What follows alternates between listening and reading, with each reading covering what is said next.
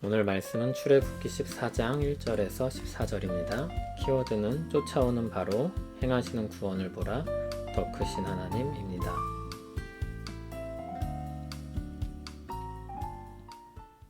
여호와께서 모세에게 말씀하여 이르시되 이스라엘 자손에게 명령하여 돌이켜 바다와 믹돌 사이에 비하이롯 앞 곧 바알스본 맞은편 바닷가에 장막을 치게 하라.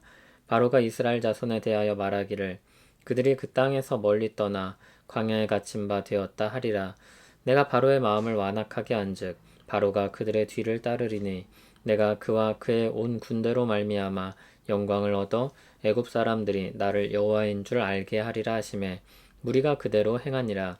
그 백성이 도망한 사실이 애굽 왕에게 알려지매 바로와 그의 신하들이 그 백성에 대하여 마음이 변하여 이르되 우리가 어찌 이같이 하여 이스라엘을 우리를 섬김에서 놓아 보내었는가 하고 바로가 곧 그의 병거를 갖추고 그의 백성을 데리고 갈새 선발된 병거 600대와 애굽의 모든 병거를 동원하니 지휘관들이 다 거느렸더라. 여호와께서 애굽 왕 바로의 마음을 완악하게 하셨으므로 그가 이스라엘 자손의 뒤를 따르니 이스라엘 자손이 담대히 나갔음이라. 애굽 사람들과 바로의 말들 병거들과 그 마병과 그 군대가 그들의 뒤를 따라 바알스본 맞은편 비하이롯 곁 해변 그들이 장막 친 데에 미치니라. 바로가 가까이 올 때 이스라엘 자손이 눈을 들어 본즉 애굽 사람들이 자기들 뒤에 이른지라. 이스라엘 자손이 심히 두려워하여 여호와께 부르짖고 그들이 또 모세에게 이르되 애굽에 매장지가 없어서 당신이 우리를 이끌어내어 이 광야에서 죽게 하느냐. 어찌하여 당신이 우리를 애굽에서 이끌어내어 우리에게 이같이 하느냐. 우리가 애굽에서 당신에게 이른 말이 이것이 아니냐. 이르기를 우리를 내버려 두라. 우리가 애굽 사람을 섬길 것이라 하지 아니하더냐. 애굽 사람을 섬기는 것이 광야에서 죽는 것보다 낫겠노라. 모세가 백성에게 이르되 너희는 두려워하지 말고 가만히 서서 여호와께서 오늘 너희를 위하여 행하시는 구원을 보라. 너희가 오늘 본 애굽 사람을 영원히 다시 보지 아니하리라. 여호와께서 너희를 위하여 싸우시리니 너희는 가만히 있을지니라. 아멘. 하나님께서 이스라엘을 한 곳에 진치게 하셨습니다. 그런데 이어지는 말씀이 당황스럽습니다. 바로를 완악하게 하셔서 그들을 뒤쫓게 하시겠다고 말씀합니다. 바로의 입장에서 이 상황을 다시 그려보면 그는 다 자기가 했다고 생각했을 것입니다. 하나님과 상관없이 자기의 판단과 자기의 결정이라고 했을 것입니다.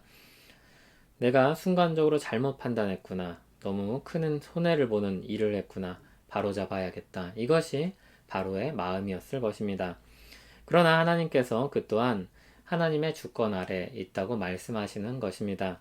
그 일을 사용하셔서 영광 받으실 것입니다. 하나님이 어떤 분이신지 드러내실 것입니다. 하나님께서 말씀하신 대로 바로가 전열을 가다듬고 이스라엘을 뒤쫓기 시작합니다. 선발된 병거 600대와 애굽의 모든 병거를 동원합니다. 지휘관들을 다 불러 모았습니다. 드디어 그들이 이스라엘 장막 근처까지 이르게 됩니다. 이스라엘 백성들이 뒤를 돌아보았는데 바로의 군대가 눈에 보입니다. 이스라엘이 불평하기 시작합니다. 모세에게 모든 책임을 떠넘기며 온갖 말들을 쏟아놓습니다. 차라리 애굽 사람을 섬기면 살 수는 있었겠다고 이야기합니다. 그때 모세가 한 말이 이것입니다. 모세가 백성에게 이르되 너희는 두려워하지 말고 가만히 서서 여호와께서 오늘 너희를 위하여 행하시는 구원을 보라. 너희가 오늘 본 애굽 사람을 영원히 다시 보지 아니하리라. 여호와께서 너희를 위하여 싸우시리니 너희는 가만히 있을지니라. 왜 두렵지 않겠습니까? 바로의 강력한 군대가 아무런 방어도 할 수 없는 처지에 있는 이스라엘 백성을 쫓아왔는데 왜 두렵지 않겠습니까? 어찌 떨리지 않겠습니까? 그런 가운데서 누가 떨지 않을 수 있겠습니까? 누가 용기를 낼 수 있겠습니까? 하나님을 바라보는 사람입니다. 모세의 말을 잘 보시기 바랍니다. 13절에 보라 그리고 보지 아니하리라 이 두 말이 함께 나와서 대조됩니다. 무엇을 보라고 합니까? 여호와께서 오늘 너희를 위하여 행하시는 구원을 보라 이렇게 말합니다. 하나님을 보라. 그가 행하시는 구원을 보라. 여호와께서 그들을 위하여 싸울 것이니 말을 그치고 그 구원을 보라고 말합니다. 그러면 애굽 사람을 보지 않게 될 것입니다. 두려움을 자아내는 바로의 군대로부터 건짐을 받고 참 자유를 얻게 될 것입니다. 실제로도 그렇고 마음으로도 자유를 얻을 것입니다. 두려움에는 감정적인 요소가 들어 있습니다.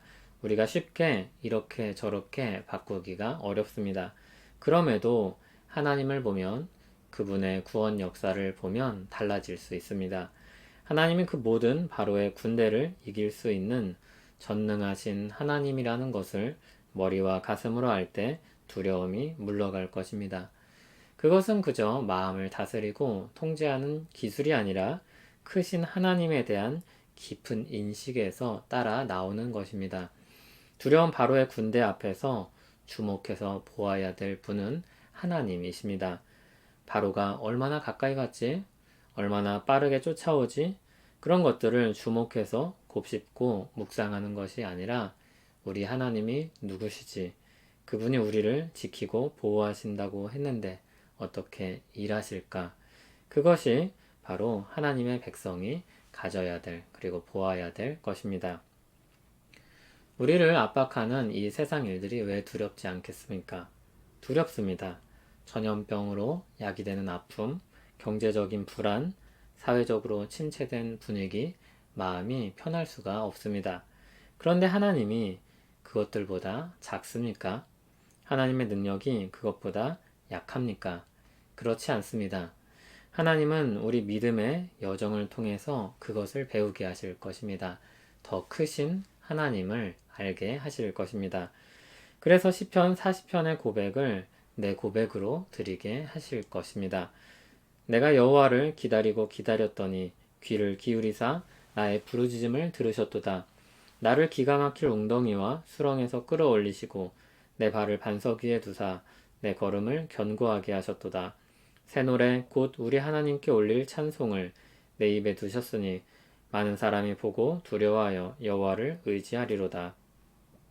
우리는 하나님을 보면 볼수록, 그리고 알면 알수록 이전보다 더 크신 하나님을 발견하게 될 것입니다. 우리는 그리고 새 노래를 부를 것입니다. 인생을 통해서 배운 더 크신 하나님을 노래하게 될 것입니다. 하나님을 의지하여 사는 인생이 가장 복되고 행복한 인생임을 온 마음과 인생을 통해서 알게 되기를 소원합니다. 온 우주의 하나님이시며 다스리시는 하나님, 우리가 하나님을 더 알기 원합니다. 온 마음으로 알기 원합니다. 단순한 지식이 아니라 우리 삶을 다 내어 맡길 크시고 좋은 하나님을 알길 원합니다. 그 하나님과 더불어 살기 원합니다. 그 안에 진정한 평안이 있음을 알고 믿고 구합니다. 예수님 이름으로 기도합니다. 아멘.